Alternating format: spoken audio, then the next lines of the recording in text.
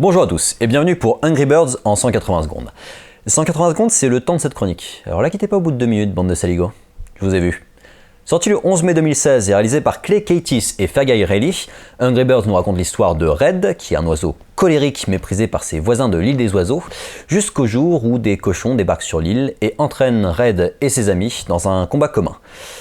C'est pas terrible. Angry Birds fait le parti pris de faire un film pour enfants que pour les enfants. De là à en être même abrutissant, notamment en termes de montage sonore, où on nous balance de la zik sans s'arrêter. Il n'y a aucun moment de pause en fait dans le film, il n'y a qu'une succession de vannes, d'ailleurs très limite, je trouve. Il n'y a pas de moment d'émotion, il n'y a pas de moment où on se pose un petit peu. L'humour marche lorsqu'on fait des pauses, l'action marche lorsqu'on fait des pauses, lorsqu'il n'y a que ça ne marche pas, surtout sur 1h30.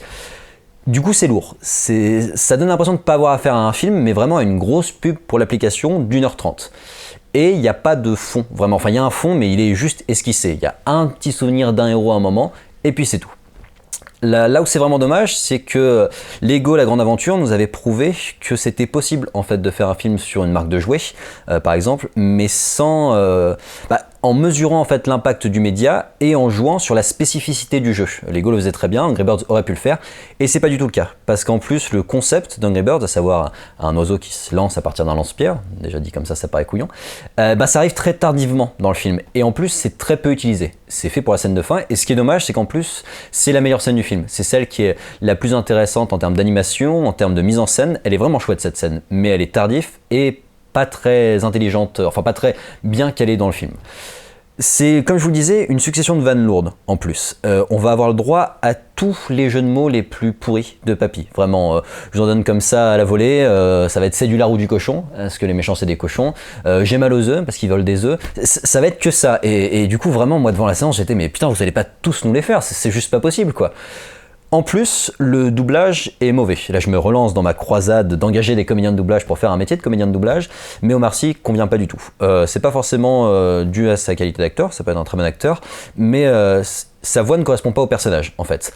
Et du coup, on s'attache pas du tout au héros. Audrey Lamy, qui double un autre personnage secondaire, est pas folle, mais au moins sa voix correspond au personnage en question. Et à côté de ça, on a de très bons comédiens de doublage qui gèrent, c'est les rôles secondaires. On a l'oiseau jaune rapide, le chef des cochons et Aigle Vaillant. Eux, c'est des vrais comédiens de doublage, et du coup, eux, ils donnent vraiment bien de la voix. Et c'est dommage encore d'être dans cette optique d'engager des stars pour être bankable et de tirer le film vers le bas parce qu'ils savent pas faire. Et c'est vraiment con. Dans les points positifs, j'ai envie de dire que c'est plutôt joli. Quand même, l'animation est propre, la scène du lance-pierre, comme je vous le disais, est très réussie, et qu'on a certains personnages secondaires sympatoches, comme l'oiseau jaune qui va très très vite. Donc je trouve que c'est un mauvais film d'animation qui s'adresse qu'aux enfants, qui les abrutit plutôt que les rend intelligents, et j'ai envie de finir sur cette phrase. Un bon film d'animation, c'est un film qui se joue pas des enfants, mais qui joue avec eux. Top!